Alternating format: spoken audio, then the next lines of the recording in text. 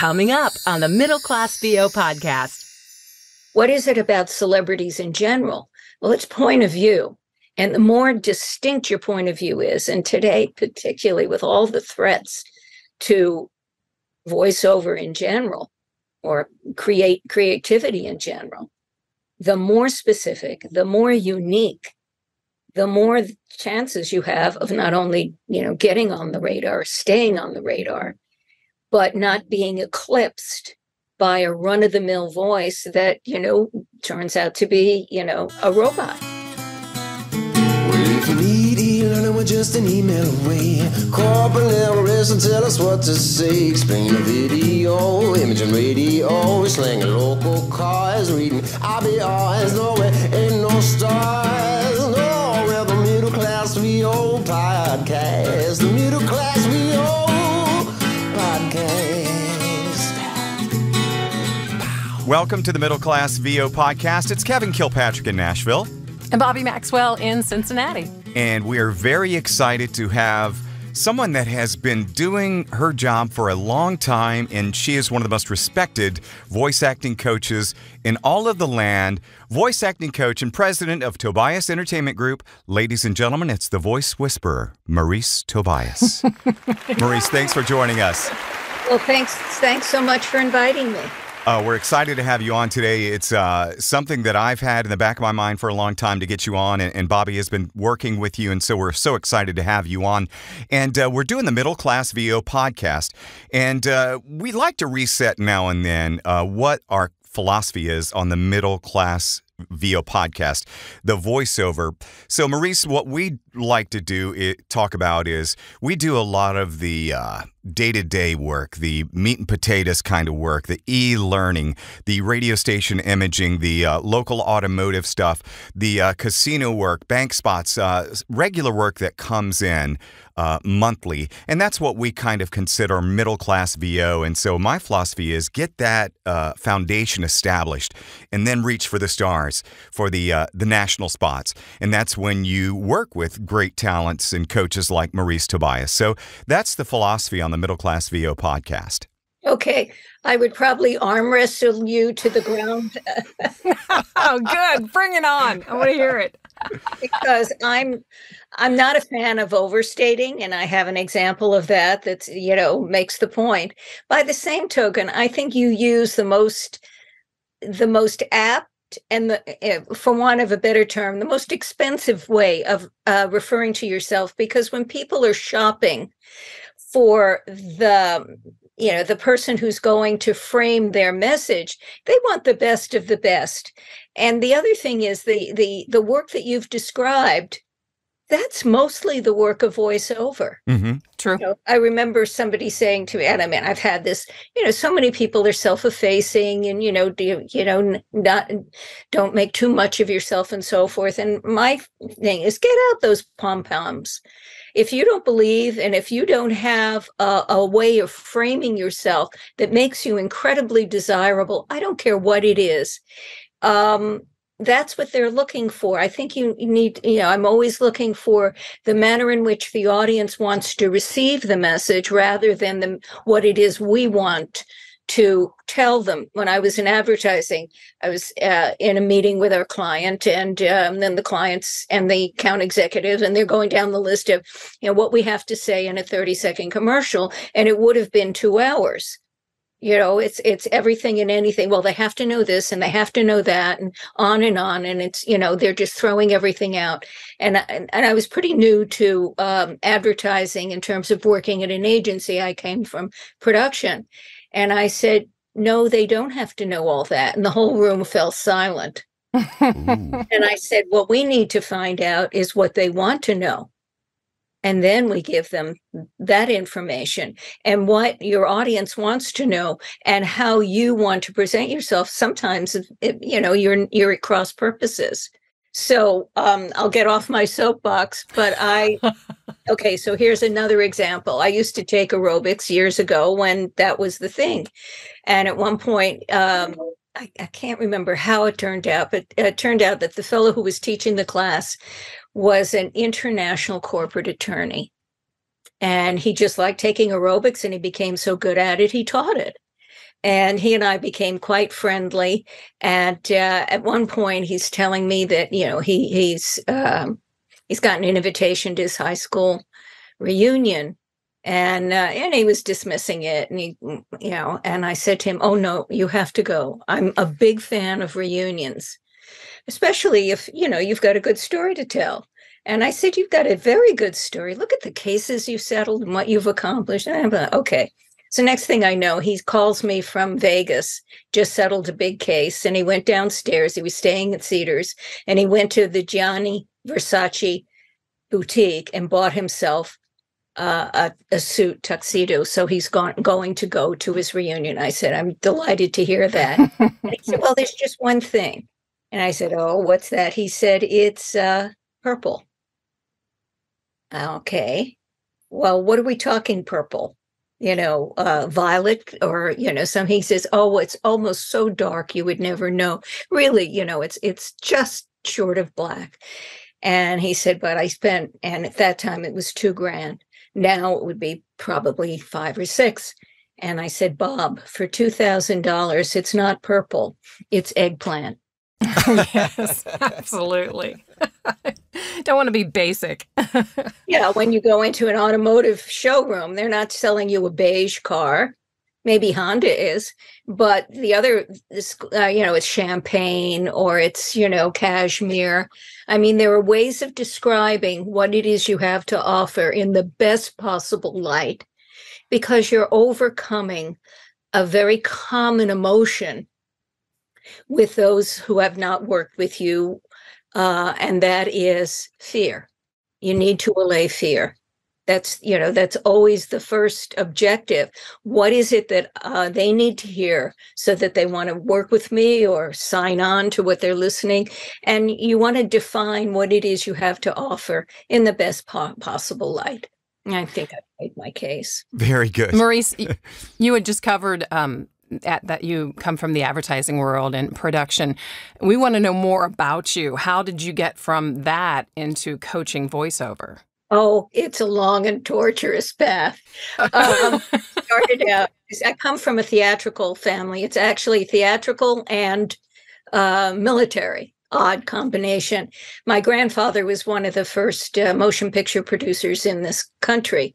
My parents were quite old when I came along, and I often say, you know, I came from a family of dinosaurs.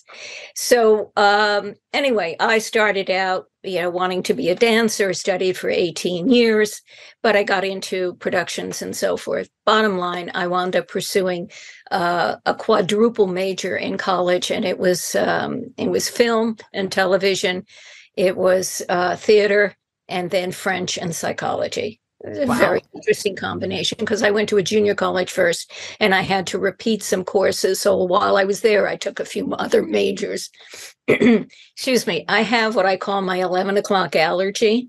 Oh, no. We're used to it. Right on time. And yeah. No damage, thank goodness. And it follows me. So if I was in London and it was 11 o'clock, it would show up. It's time sensitive. So anyway, that's what the scratchiness is. Anyway, so I studied theater and film and so forth, got to do a lot of work when I was at university. I started directing little theater outside of school, and directed most of the projects while I was there at university. And and the reason that I switched from that, from being in theater, was because somebody said to me, it's very nice, but how are you going to make a living? And so I directed. I knew there was no turning back from, I knew I wasn't going to pursue dancing, and I wasn't going to pursue acting. And then as I was graduating, the head of our department said, "I think I've done you a terrible disservice." And I said, "What do you mean? I've done everything here, film, TV, all." And he says, "Yeah." He said, "How many women directors do you think there are?" Mm-hmm. And I said, "Well, I don't know." He said, "Can you name any?" And I said, at the time, it was Ida Lupino and Elaine May. And he said, "Why don't you think there are more women directing?" And I said, "Maybe they're not interested." Didn't occur to me. I had such a jewel box experience of being able to do whatever I wanted without any discrimination or limitations. And he said, yeah, when you get out in the real world, that's not going to be the case. Wow. So he talked to me about, because I had this education. I mean, I could break down a camera. I could go to a lab. I understood filmmaking from the nuts and bolts as well as the creative. And he said, well, we're going to have to find you something to do. And he said, there are really 3 areas where women can be on a set. He said, hair, makeup, and script supervising. And I said, I have a distant cousin that I think she's a script supervisor. I met her once. Not exactly the closest family in the world. Anyway, bottom line, all of my professors were actors. This was in South Florida. So any production that came to town, they always got, day play or something or other. So he was working on this film and he volunteered me he said, I'll give you a postgraduate credit and, you'll meet some people. They're all from New York and, at least it's some contacts. And so the script supervisor on the picture happened to be the president of the New York local. And I mentioned my cousin. She goes, oh, Judy, I know her really well. Oh, okay. And I thought, well, you probably know her better than I do. Anyway, she offered to train me. And so I trained on this picture. And at the end of the shoot, she said, most of the work that comes down here in South Florida is commercials. She said, but, you need experience. So why don't you come up to New York and finish out, post-production with me on the film, and you'll come to some of my jobs with me. Turned out, maybe 24 hours after we're in New York, we're in the conference room, doing up the editor's notes, and she comes in, she says, well, guess what? You're going to work tomorrow. Mm-hmm. So what are you talking about? She said, the union is tapped out. Everybody's working. You're going out on permit. I said, Barbara, I've never seen a commercial shot before. She said, okay, here's the difference. And she gave me 5 minutes of what the difference is. A commercial and a feature film. She gave me a notebook, a stopwatch, and wished me well. Wow. Dang. Baptism by fire. So good thing I had that education, because the director that I worked with at the time, the darlings of the commercial industry were still photographers. And so, but they had no background in filmmaking. They didn't know what they were doing, except they had gorgeous lighting. Everything looked beautiful. So, and he had never directed, and he was from, some country where he had a very thick accent and in a bigger ego, and came in with a cigarette and on a cigarette holder and his jacket around his shoulders. I said, the only thing that was missing was the wind machine. Yeah. So the first time I went up to him to, give him a note, something about moving the camera because he wasn't changing the angle. And he goes, well, who's directing? You or me? Ooh. And the assistant cameraman said, oh, she's actually right. You need to change either the camera or the lens or something. So it was a very tense baptism. And Barbara called and said, how's it going? And I said, I'm going home. She can't. You can't. You're working at another job tomorrow. The next day was the complete opposite. The director, Tibor Hirsch, also European cameraman director. The end of the day, he comes over and he takes my face in his hands. He goes, I'm so happy you are with me today. He says, today is my first day directing. I said, it's my second day in the business. Wow. So we formed a very close friendship. And when he moved on from the small boutique production company he was with, I actually replaced him. And he moved on to a division of EUE Screen Gems in New York. They were a huge company. I wound up a few years later moving to Independent Artists, another division of Columbia Pictures. So that's how I got in the business, basically as a script supervisor. But as I'm watching what's going on with people who are being given the opportunity to direct, they had no skills in terms of actually speaking the actor's language, which I learned in my university studies and classically trained. But the actor's language is different. It's not doing a read like so many producers do, and and then the specs, you have your nightmare section for nightmare sessions. I have what I call nightmare specs, which they seem to have gotten longer and more ridiculous during COVID. And fact of the matter is, there's a very specific way, in my opinion, of working with actors that I got from my theater training. So, when people were, complimenting me, oh, fresh out of college, and I wound up taking the exam and getting in the union, and I wound up moving to New York.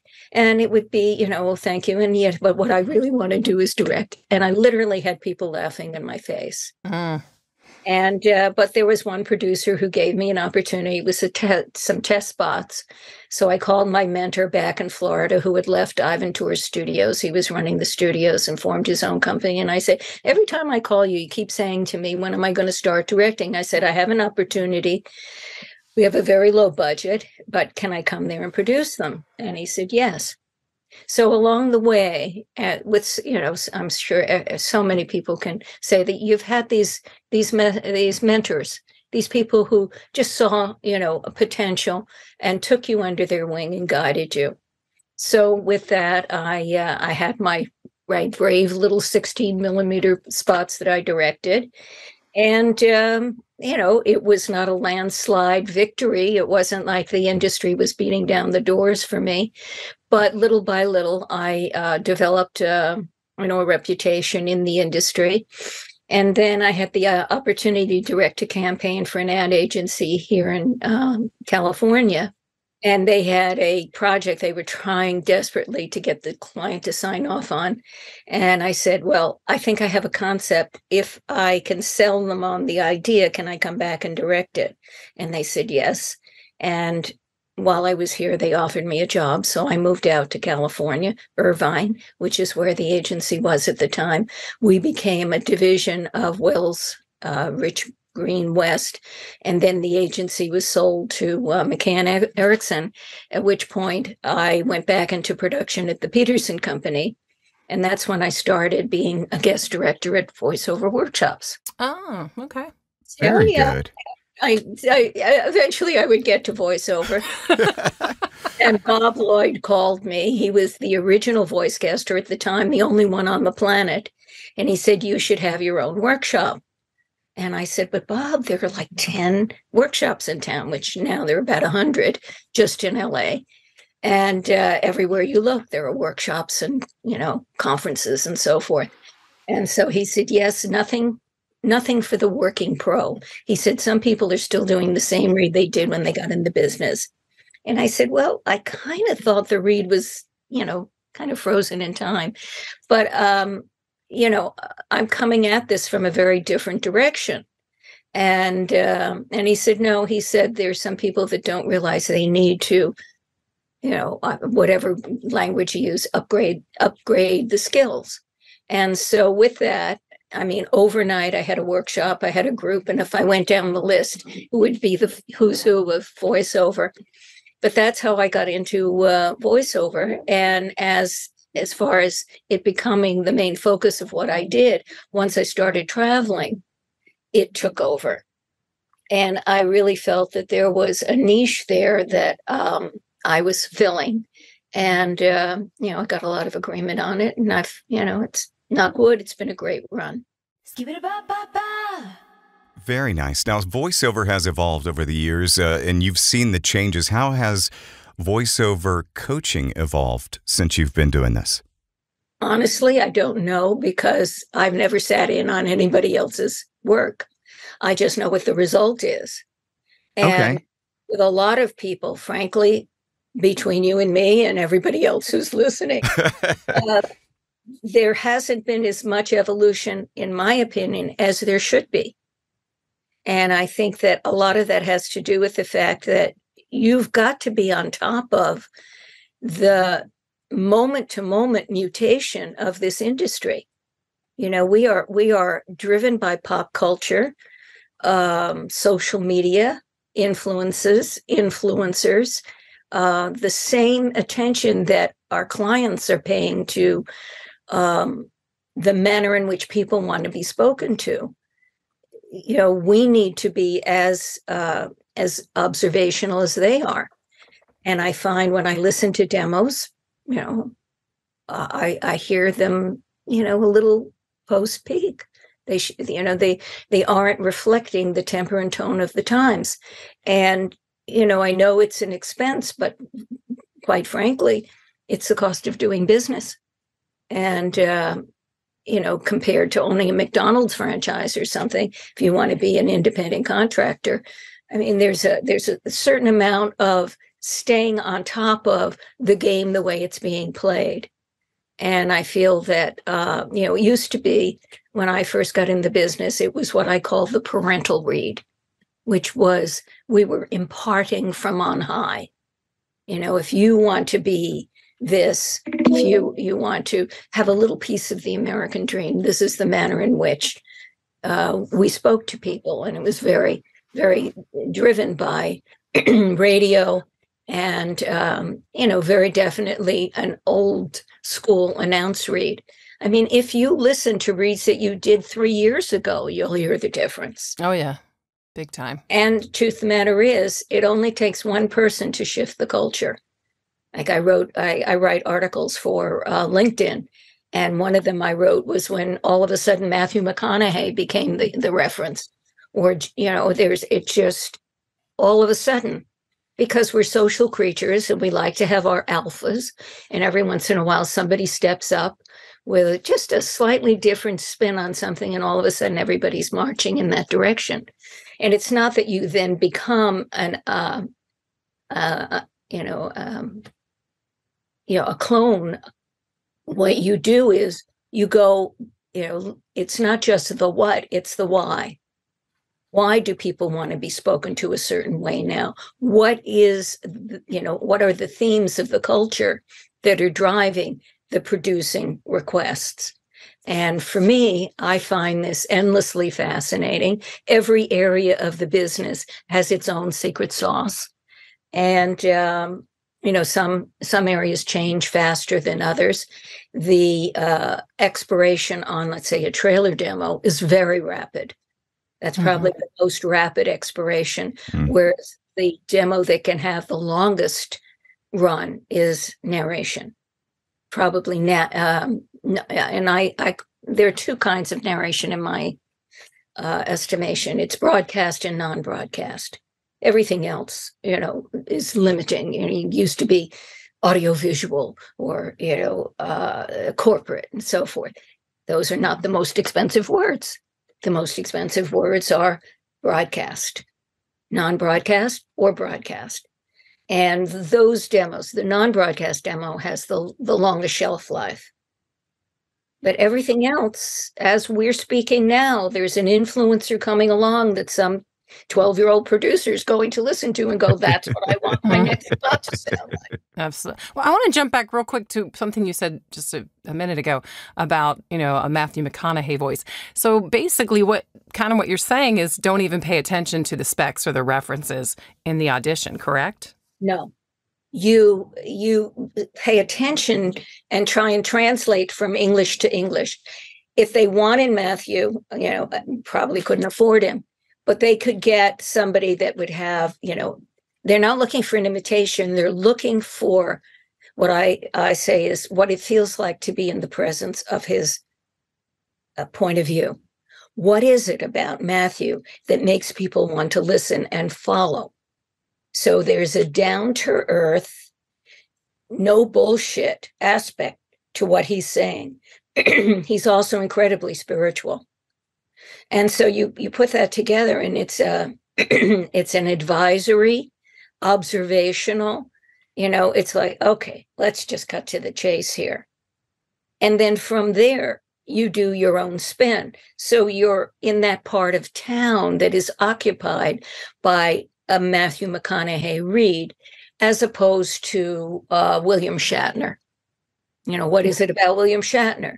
What is it about celebrities in general? Well, it's point of view.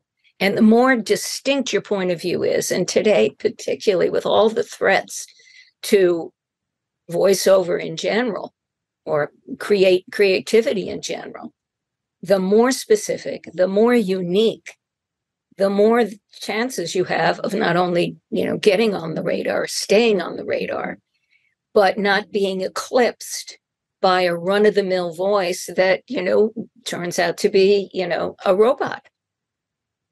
We're fighting a huge enemy right now. I've written 3 articles already about AI, demanding regulation. But this is just another, it's just another log on the fire for us as far as, during COVID, we were the only game in town. And a lot of people developed a voiceover career that maybe didn't think about it, stage actors and TV performers and film actors and so forth. And once they got there, they're not going away. So the oversaturation of the industry, the more choices there are, the more specific each one has to be. And when I talk about that, I can see when I'm speaking at a conference or to a group, I can see a little terror run across their eyes. And I go, I'm not talking about the same read for everything. I'm talking about a point of view in the same way that if we would go to an awards dinner tonight and the guys be in tuxedos and women would be in our finery, we would still recognize each other, even though today we're sitting here and we're pretty casual. It is that through line of point of view that distinguishes you as a performer. And that's the focus of the work that I do.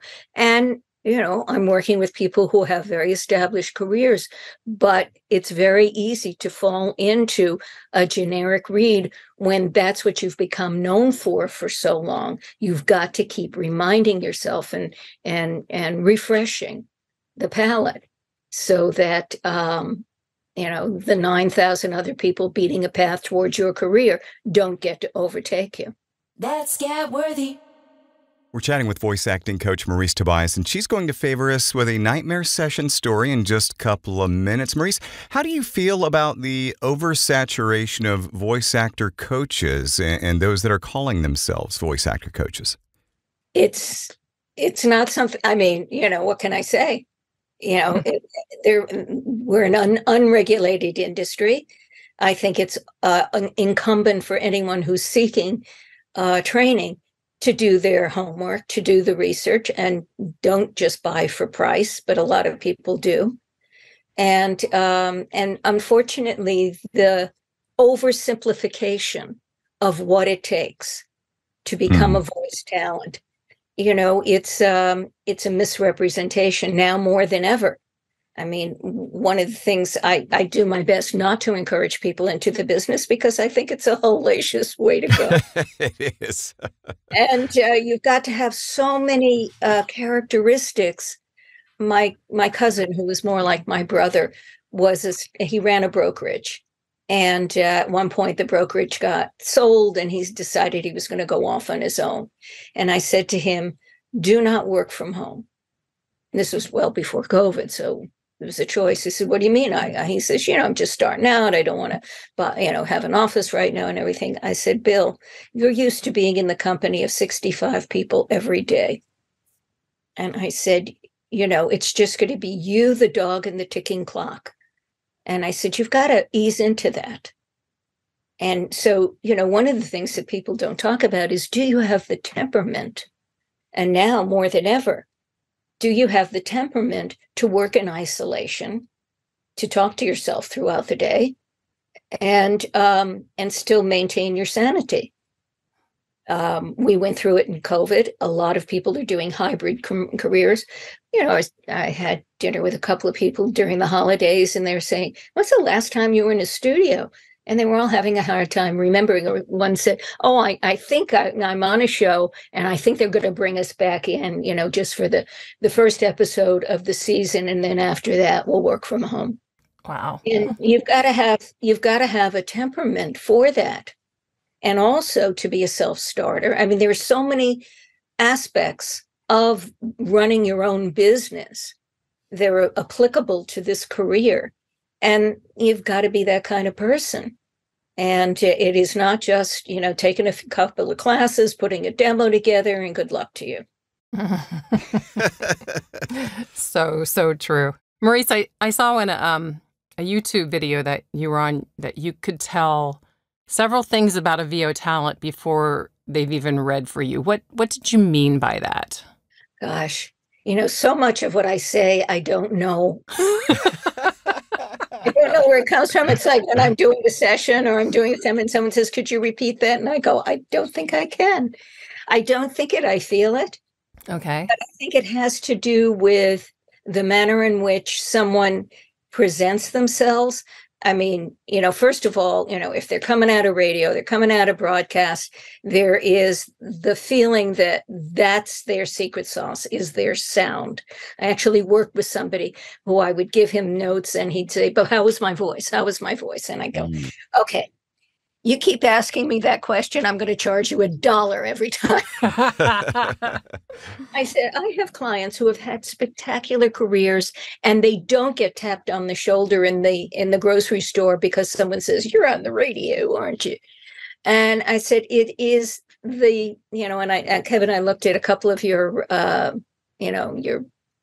podcasts and writing and so forth. It is acting. It's, and now more than ever, it's storytelling. And it's a very subtle way of communicating that you either, I've often said there are two kinds of people in the world, those who get it and those who don't.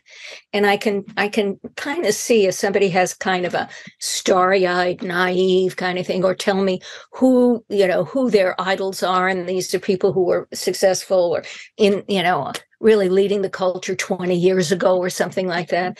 It's an awareness level. I think that's it. It's an awareness level that I can either pick up on. And, I'm not saying it happens all the time. And certainly now, because our contact is remote, I'll have to review it and see if when I'm working with a new client, whether I'm, picking up, because I'm not seeing their physical presentation initially. Usually it's an email or a text, and then, we set up a session. And so it's just an approach and an attitude. You can tell a lot about someone, maybe because I have a dance background, by the way they walk, by the way they move, by the way they you're sitting. And, if somebody keeps their head tilted to one side for a long time, it's like they have a kind of quizzical approach to life. I mean, there's just the, body English tells you a lot. Okay. Who should be getting voice acting coaching? I try to stay away from should. I think it's, I think we're all, my theory about life in general is that this is a classroom. I think if you stop learning, you stop living.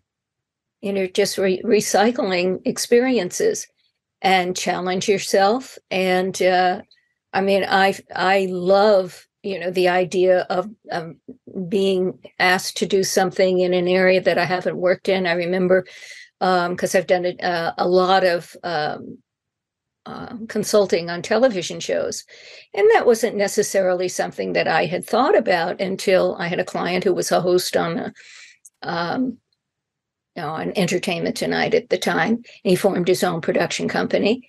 And he said, well, we have this chef that we're grooming for his own show. And I thought he'd benefit from, he said, he's never really had any, working in the studio. I said, oh, you want me to help him become camera ready? He goes, yes. And from that, I've worked on over 50 shows. Nice. It's not something I thought about, but that's the other thing, is the idea that you put out the message that, you feel is the one that you resonate to. And then every once in a while, somebody comes along and says, have you ever thought of? And I'm always saying, I'll take a meeting with anyone and I'll consider, an opportunity, unless it involves criminal activity. I do draw the line. We all have to have our standards. Yes, absolutely. And I'm telling you, the kind of work that I've done over the years, the places I've gone, the people I've met, it's pretty extraordinary. And it's, it comes from saying, sure, why not? Give it a bop bop wow. So your coaching style is, just from talking to you the past 30 minutes, very unique. And I know that you don't take on just anybody. You said that, you have to look into their what they're doing at the time. How does that work? Does someone have to be referred? I think I was referred to be on one of your seminars. Yeah. Well, you referred, or I mean, sometimes, people who just through the grapevine or whatever. It really has to do with, and I do my best, I want to make sure I'm not hurting anyone's feelings, but I've said to people, I think it's premature.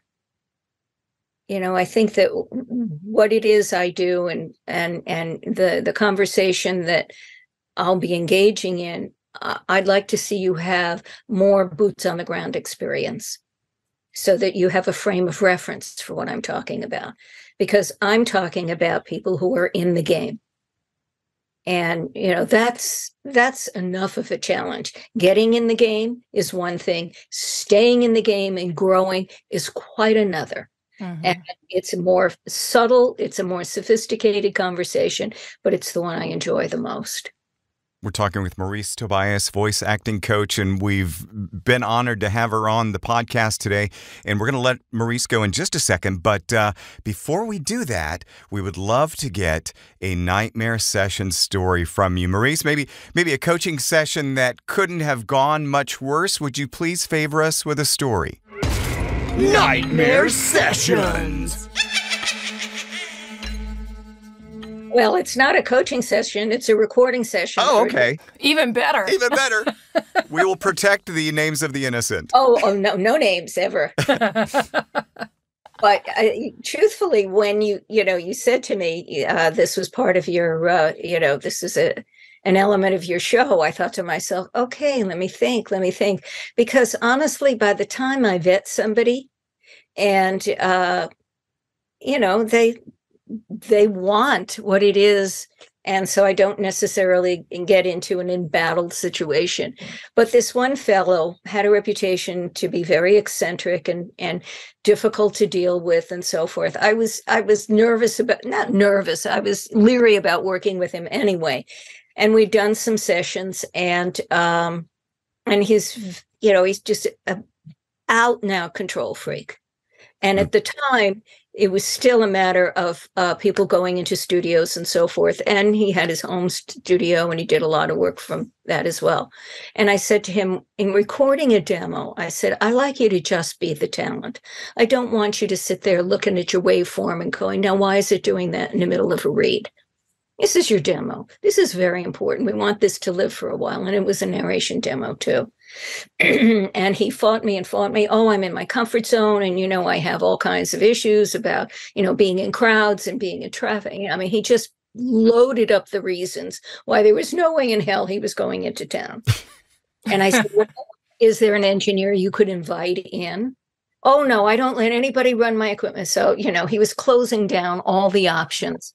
And finally I said, okay, we'll do it your way. And I usually will have my business associate, Peter Cutler, with whom I've been working with for decades. And I have him on session and he would be running a backup. But this guy also, no, that will freak me out. Oh, my gosh. Wow. He's very good. God knows he better be, because it's a lot to put up with. Right. We do the session and I got to tell you, it was white knuckling, because every note I gave him, he wanted to discuss and debate. And I said, you're killing the momentum. We did prep sessions. And I like to, when I get into the record session, I like to keep you in the zone as much as possible. No extraneous commentary, just keep going, shifting gears from one, attitude, style, approach to the other based on the material. But let's just keep you going, because the minute you notice something on your screen or you have a thought and you want to sit back, you're now in a different state of mind. So I'm very jealous of guarding that mindset. It takes you a while to get into it. Well, no. So the whole session was torturous. And finally, at the end, we wrap, and he goes, oh, and I thought, what? He said, I forgot to hit record. No. Oh, my no, gosh. Oh, my gosh. There were no words. No words. After you gave him every out possible. Every. The most basic, right? Right. The most basic thing that you do when you're running your own sessions is make sure, the little lights are on. That's I crazy. was silent. There was nothing to say. It was its own comment. He said, well, I guess we'll just have to go again. No. I said, I'm sorry. I said, I've been about as patient as a human can possibly be. But I said, you've now gone through it. It's been one hell of a rehearsal. You're used to working on your own. Knock yourself. Love it. What a great answer. Good for you. I said to myself, no, life is too short.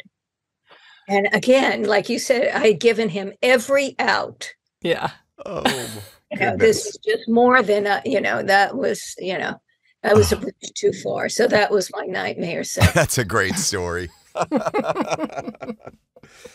Well, Marice, how can folks get in touch with you, or should they get in touch with you if they're interested in working with you? Well, I would hope so. Otherwise, it'd be very lonely over here. I didn't know if it was a referral program or how you went about that. Again, I assess, I listen when somebody gets in touch, I immediately check out, their material and so forth, and I make an assessment of whether or not I feel, it's the right time or, and my first question usually is, how can I help you? What is it they're looking for? And then I can decide whether or not it's, the right time for us to work together. I mean, I've got my website and Tobias Entertainment Global. You can find the information there. I prefer email because, there's usually somebody says, this is where I am in my career and so forth. And then I go from there. It's really quite simple, quite straightforward. I like how your webinars are pretty small. As far as the talents, it's just more time for us, and it's just more intimate. Yeah. Yeah, I like targeted, and that's my preference. I've certainly done larger groups and spoken at conferences. I mean, years ago, Promax was a convention, and I remember the last of the conventions before it started becoming just a conference. The room I was in for my session, there were 2,500 people. Wow. It's probably the largest group I've spoken to, and then smallest one. So it's a wide range.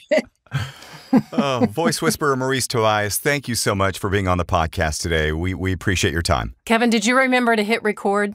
Oh, my bad. Can we do this again? That'll be a running joke. Of course you can. I'm not sure about we. Thanks, Marice, so much. It's been a pleasure. Take care. Thanks so much. Here. We'll talk soon. Bye-bye. Bye-bye.